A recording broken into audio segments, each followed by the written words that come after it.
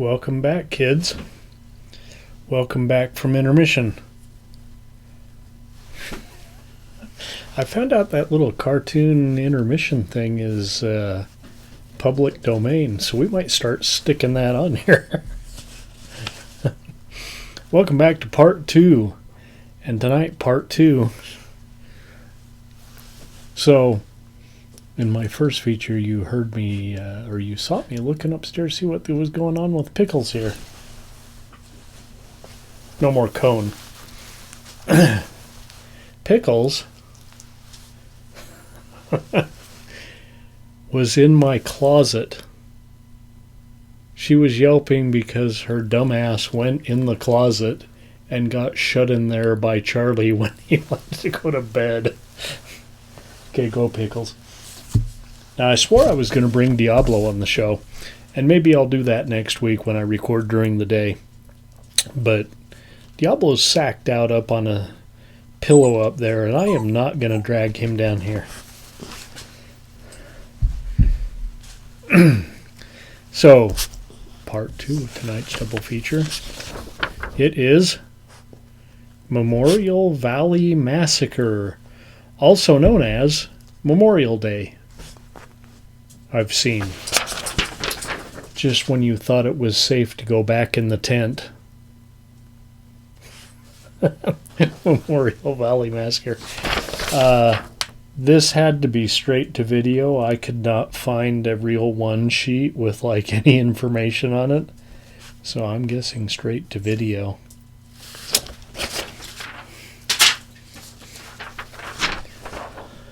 Memorial Valley Massacre is a 1988 Memorial Day KB Motion Picture Corporation of America feature. Directed by Robert C. Hughes. Okay. A group of unlikely campers gathers at the site of a new campground, newly constructed. In fact, not quite constructed. Look at this. It's really dark. That is mostly a brandy sangaree. A couple of shots of brandy and a shot of that port wine that... I still haven't finished my second bottle of port wine, and I can't drink beatniks every weekend. Although I did have one on Friday. This is supposed to have nutmeg on top, but yeah, I don't have nutmeg because I don't like make pies or anything, so I just threw a cherry in there. Good enough. But that is very grape flavored between the brandy and the port wine. I can see why people drank that. You know, pardon me.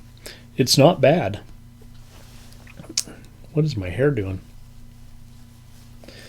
It's just very grape. Okay. Did I mention that the newly constructed campground, despite the strange happenings and the lack of completed facilities, the greedy owner decides to open anyway.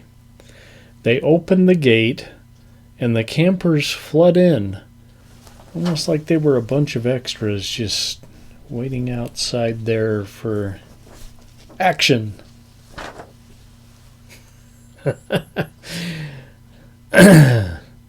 Every cliched character imaginable is in this group of characters.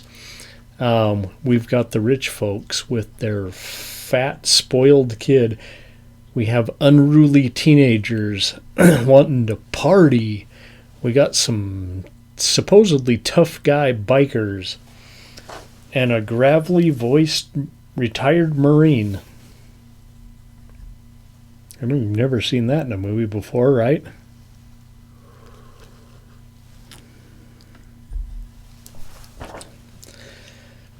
The son of the owner is another cliche, the sensitive granola type, bent on preserving the nature of the place, while the camp ranger seems to have an agenda of his own. Like, who does he even work for? Did we just go out of focus?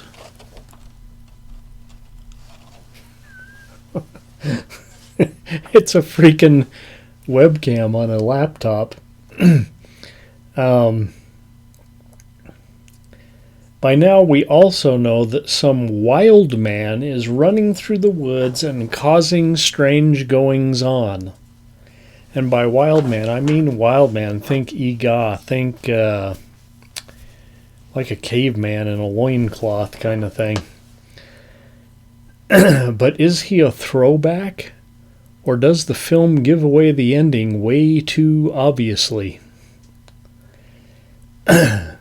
Seems the ranger's young son was kidnapped in the area and never found.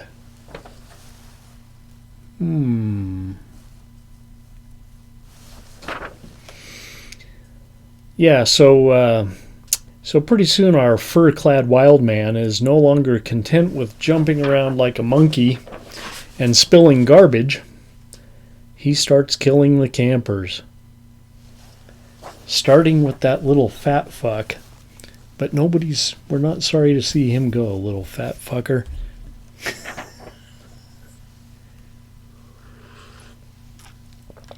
Expedited. After a half-ass hunt for a rummaging bear, the wild man kills more campers, then lures the ranger through a series of booby traps. But wait, is that dear old dad? Really?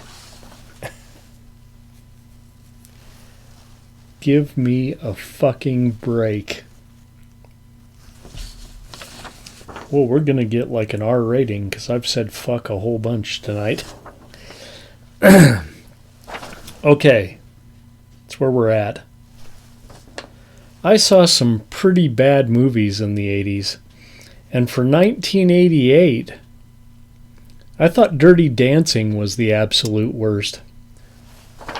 Boy, was I wrong.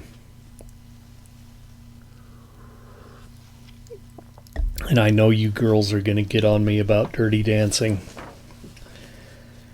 This is even worse than that vile piece of garbage.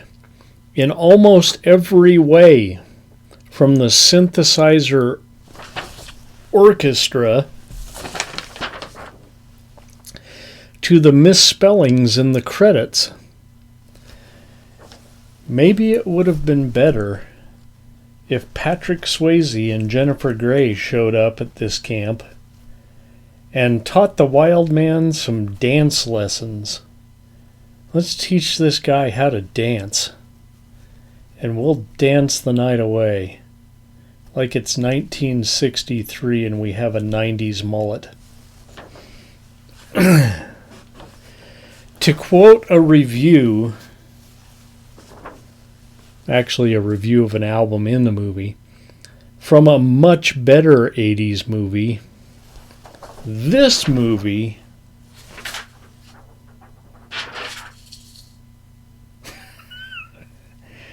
is a real shit sandwich.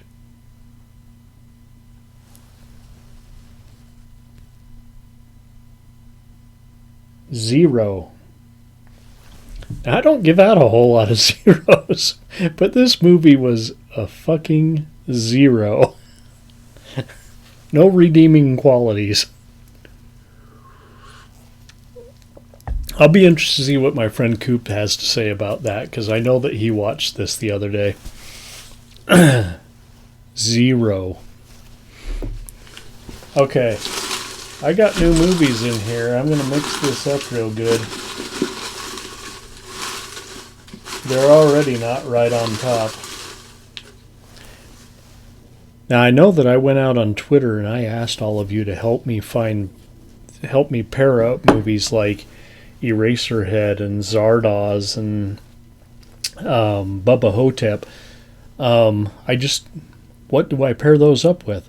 And y'all sent some great suggestions, and I want to thank you. Those are not in here yet, because I've got to watch all the movies you suggested. So what we're going to do is we're going to take that right there.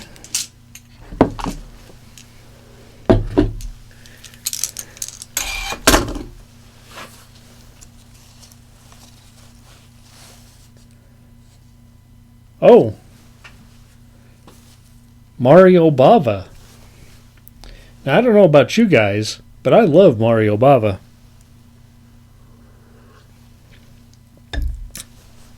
Probably even more than Dario Argento. Mario Bava was like ahead of his time. We have, these are some later ones, I think. Bay of Blood and $5 for an August Moon. So this is somewhere, Eurotrash, Giallo. I don't know. But Mario Bava. That's the most important thing. Be sure and join us next week, and I'm pretty sure I'll get to record. Last time I was off a couple of days from the gas station, Charlie had pneumonia, so he was here with me the whole time. Well, he should be at school, so I should be able to do some recording. And I got some more promo recording to do. Because I got a filmmaker in the UK I'm working with. Gonna make me into a real movie.